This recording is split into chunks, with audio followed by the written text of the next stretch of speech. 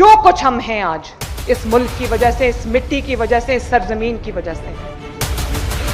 मरियम नवाज शरीफ खुद पंजाब की बेटी है, तो वो चाहती है कि पंजाब की तमाम बेटियां और तमाम माएँ जो हैं वो महफूज हों। मरियम नवाज शरीफ जो है अपनी कारकर्दगी की बुनियाद पे देहात और शहरों दोनों जगह पे मकबूल है।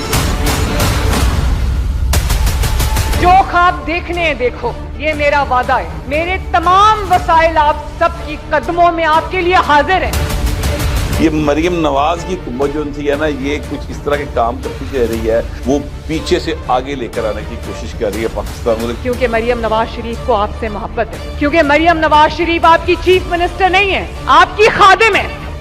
मैंने अपनी जिंदगी का मिशन बना लिया है कि मैंने पंजाब की आवाम की जिंदगी को बेहतर बना के रहना है इंशाअल्लाह ताला।